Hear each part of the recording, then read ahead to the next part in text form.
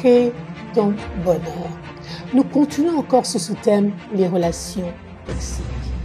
Vous connaissez cet homme, c'est un homme dont on parle souvent de lui. Et c'est un personnage qui est dans la Bible. Nous pouvons le prendre, Samson. Nous sommes dans Juge chapitre 16. C'est un des modèles que je vous montre aujourd'hui, de quelqu'un qui a vécu une relation toxique, qui a détruit d'une certaine manière son appel. Et je voulais qu'on puisse tirer quelques leçons.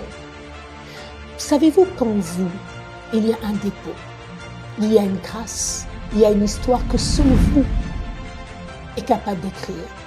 Et l'ennemi de nos âmes vient nous chercher dans notre intimité pour pouvoir non seulement décerner, mais enlever, ôter, nous déshabiller. Juge chapitre 16. Il y a tellement des juges qui ont impacté. Il y a tellement de personnes qui sont là dans la vie de tous les jours pour être un modèle, des leaders. Mais cette personne, Samson, était dans une relation toxique. Il a vendu à petit feu son secret. Il a vendu sa grâce. Mais ce qui est un peu touchant, c'est que la personne à qui il a vendu, ils sont donnez-nous-moi, entourons-nous bien. On ne choisit pas les membres de nos familles, mais on choisit nos fréquentations. Protège ton appel. Protège ta grâce. C'est sur les genoux de Dalila qu'il a vendu ce qu'il avait de plus précieux. Où est-ce que tu te caches? Sur les bras de qui tu te reposes?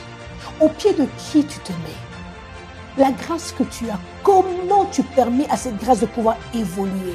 Christ a connu des relations toxiques, mais cet environnement hostile l'a permis de pouvoir espérer, et non seulement espérer, mais de pouvoir persévérer. Les relations toxiques qu'il avait autour de lui pouvaient l'amener à la mort. Aujourd'hui, on l'a acclamé, et demain, on est en train de dire « Abattez-le, tuez-le, qu'il soit crucifié ». Est-ce que je peux te dire aujourd'hui que la chose que tu dois vraiment garder, c'est ton appel. Protège ton appel. Entoure-toi bien. Et des personnes qui vont t'aider à avancer. Il y a une chose que tu ne peux pas blaguer avec. C'est la grâce qui est en toi. C'est ton appel. Fouille ce qui draine ton énergie.